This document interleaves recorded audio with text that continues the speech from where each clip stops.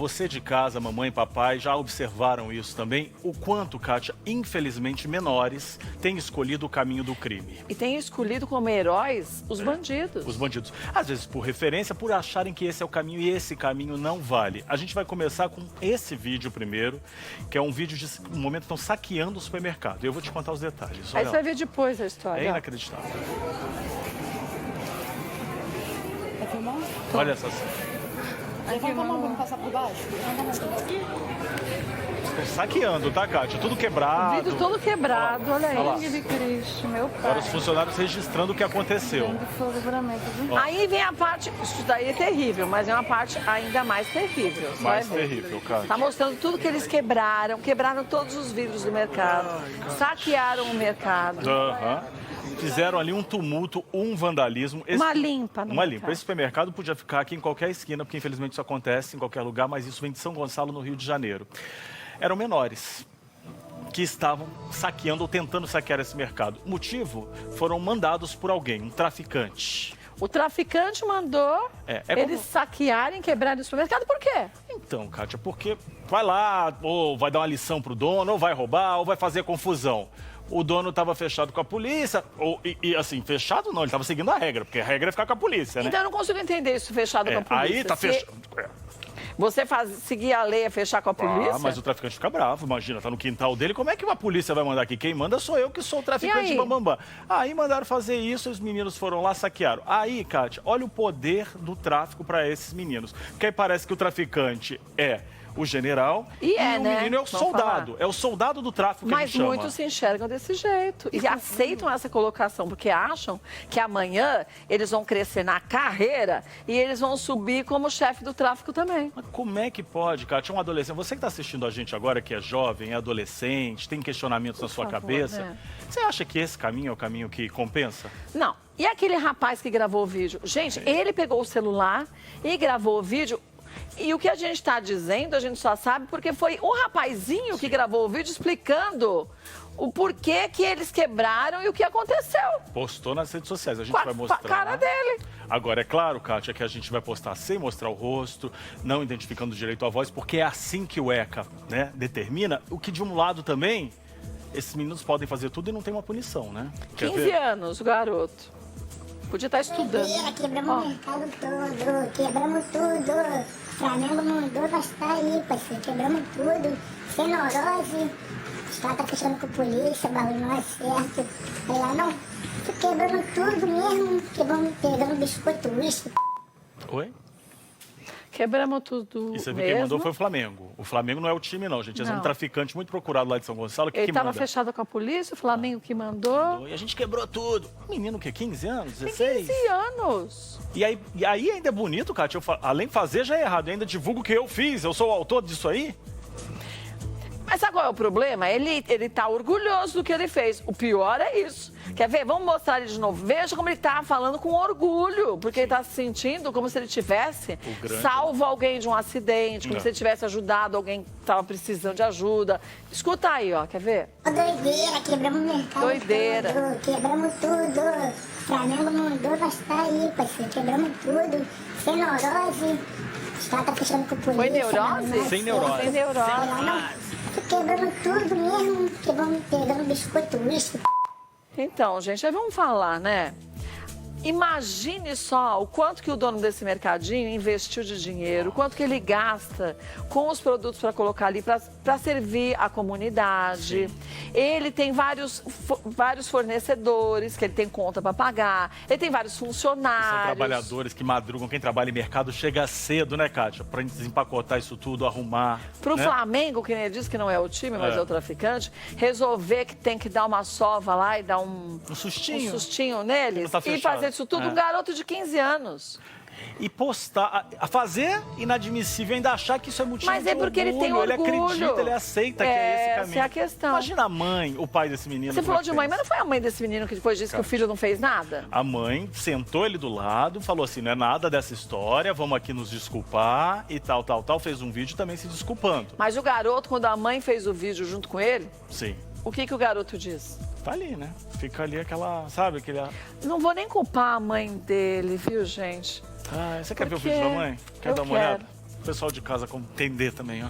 Difícil mamãe acreditar, né? Eu pedir desculpa pelo que aconteceu hoje cedo, mas o de economia, eu pedi desculpa, a brincadeira de mau gosto, eu sei que é, mas eu consigo o time do Flamengo, eu tava usando, entenderam muito errado, entendeu? Então, o filho é de menor, tem como provar que ele tem entendeu? Então eu peço encarecidamente, não fique publicando, entendeu? Porque ele é de menor, pode me prejudicar, porque eu sou mãe dele, entendeu? O nome dele é apenas uma criança, ele fez isso sem pensar, entendeu? Eu só peço que tire esse vídeo pra não dar problema pra mim.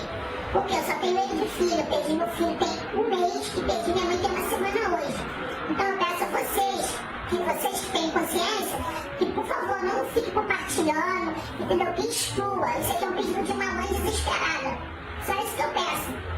Entendeu? Porque ele é uma criança, ele faz as coisas sem pensar. Eu já conversei com ele, ele já chorou, já pediu perdão pelo que ele fez, entendeu? Só peço que tire, que ele é uma criança. E isso pode me prejudicar muito. Tá bom? Espero que vocês me ajudem. Vamos por partes, como diria o outro lá. Primeiro, pobre da mãe. Coitado. Pobre da mãe, porque ela está desesperada e eu não duvido em absolutamente nada sobre isso. Deve estar desesperada mesmo. Agora, a gente tem que decidir. Um garoto de 15, 16 anos, ele não sabe o que faz ou ele sabe o que faz? Porque vamos ver. Se com 16 anos você pode escolher seu presidente, seu governador, seu prefeito, seus deputados, então você pensa-se que então ele sabe o que está fazendo.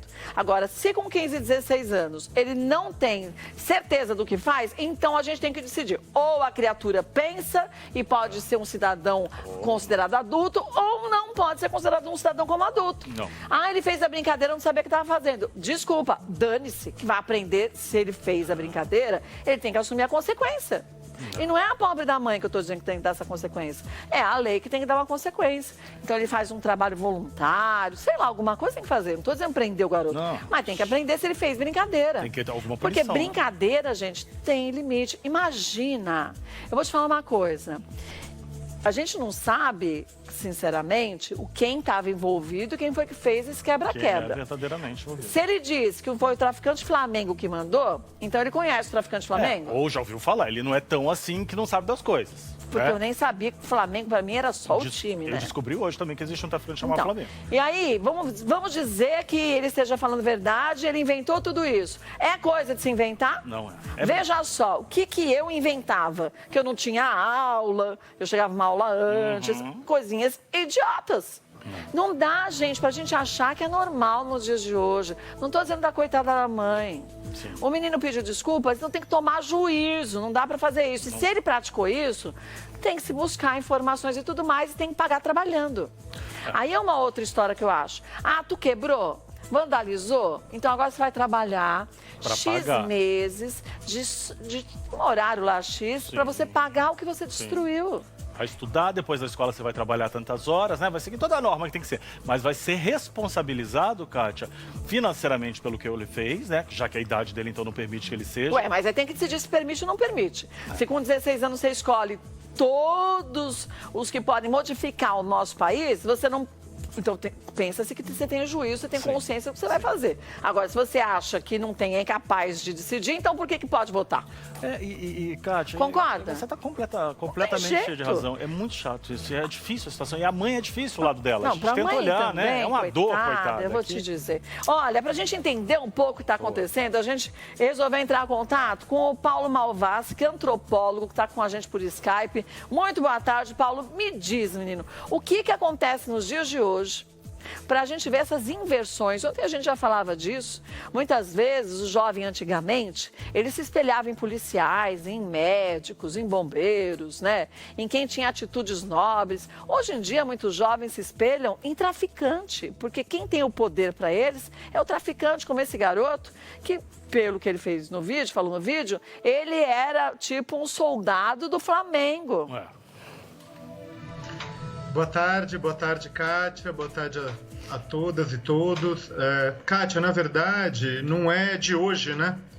Se a gente pensar, são décadas no Brasil que nós temos uma situação que uma parte da juventude cresce com referências, né? Que são referências que ela encontra próxima dela e que são fruto também de um conflito que existe há muito tempo, né? Se a gente pensar no Rio de Janeiro, há quantos anos nós temos conflitos armados nas regiões, né, de favelas, de comunidades. Então, é muito lamentável que a gente veja isso no Brasil, porque, na verdade, a responsabilidade pelas crianças e pelos adolescentes é, em última instância, de todos nós. Eu acho que nenhuma mãe, nenhum pai em casa fica em paz e tranquilo de ver um jovem, uma criança passando e até cometendo esses atos que os colocam também em risco e prejudicam o seu caminho de vida, né? Então, realmente é algo que nós temos que nos unir e começar assim a mudar, Kátia. Talvez eu fale algo que assuste um pouco, mas se a gente começar agora a dar oportunidade desde a primeira infância, daqui 20, 30 anos a gente pode ter resolvido esse problema. Isso se todo mundo estiver engajado para que isso aconteça. Eu digo todo mundo, não adianta só o brasileiro, mas os nossos políticos, se eles também tiverem essa vontade, porque senão eu diria para você, uns 70, 100 anos para as coisas começarem a melhorar. Mas aí a gente vai ver uma situação cada vez pior. Eu acho que você falou bem, você começou dizendo que são décadas desse tipo de atitude, décadas dessa involução, porque está se retornando, está se voltando. E não se pensa no futuro dessas crianças, né? Isso é muito interessante o que você diz, porque nos nossos estudos, né, quando nós voltamos para as classes populares, simples brasileiras, elas sempre tiveram o valor da família, sim, o valor da honestidade, o valor do trabalho. E em determinado momento, né, a gente tem uma exploração muito grande do consumismo e do que é assim o sucesso, né? Sim, então, o sucesso é ter um carrão, uhum, o sucesso é ter um monte de dinheiro com correntes de ouro. Se a sociedade diz que esse é o sucesso, né? Teve uma vez que um adolescente ele falou para mim, poxa, mas eu vou viver igual meu pai, que vai trabalhar como pedreiro de sol a sol e não ganha nada. Quer dizer, né, isso é muito triste. Você vê que o pai ele se esforça, né, para dar uma referência, mas se a sociedade vai dizer que você tem o valor pelo poder que você tem, e aí você já falou, assim, os políticos também, ou uma parte dos políticos, a gente não deve generalizar nada, também dão um exemplo muito ruim para a sociedade, né? É verdade. Agora, vamos pensar, gente, todo mundo lembrando aqui, vamos puxar na memória, quais são os últimos heróis dos brasileiros? Herói de verdade, porque assim, tudo bem, a gente pode falar assim, vai, Neymar. Sim. Neymar, muitos meninos, muitas crianças se espelhavam nele, aí ele fez um monte de bobagem. E aí as pessoas falam, então esse não deve ser considerado de fato o herói. Qual o herói que a gente pode dizer, Paulo, desses últimos anos? Esse foi um herói. Para mim, o que eu me lembro, o último que eu considerava um herói, foi o Ayrton Senna, há muitos anos. Que é o grande herói de uma geração inteira, é verdade. Você tem alguma referência de herói hoje pra gente mais atual, pra gente falar? Olha, Kátia, eu acho que pensando em termos de celebridades, desenho, não mesmo, né? Então... Não mesmo.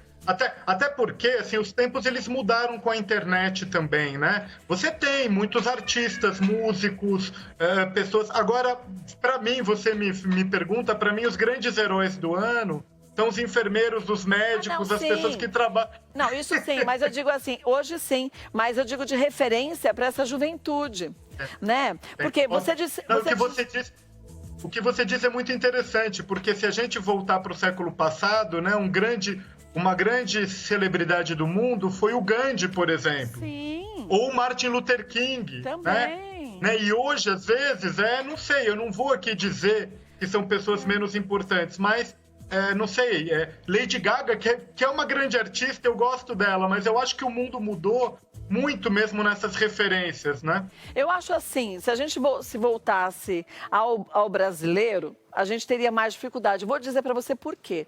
Porque eu acho que também a gente vem de muitos anos de uma não valorização da educação, da oportunidade de fato. Oportunidade não é assim eu criar um tema bonito e falar, estou dando oportunidade. Não, estou dizendo isso sério mesmo, como outros países fazem. Você ter a cultura, não é uma vez no ano, em 3 dias seguidos, que você vai fazer os jovens perceberem que são valorizados. Seria todos os dias. A gente incentivar museus, a gente incentivar uma grande oportunidade de bibliotecas gigantes para se ter acesso a livros, de educação, de cursos profissionalizantes. E a gente não tem isso. Se a gente for falar, tem uns gatos pingados, tem muita gente que faz muita coisa perto da oportunidade que tem, que ajuda muita gente, mas vê dos nossos governantes, a gente não vê isso, né, Paulo? Então parece que o objetivo deles é a gente deixar mesmo a população assim, porque assim eu consigo ter uma política de manobra muito mais fácil, né? Porque aí não se questiona. Qualquer coisinha pequena que eu dou, a pessoa aceita, porque já está numa condição tão desfavorável de vida que o pouco que ele pode dar vai ser a grande diferença na vida dessas famílias, né? Com certeza, Kátia, com certeza.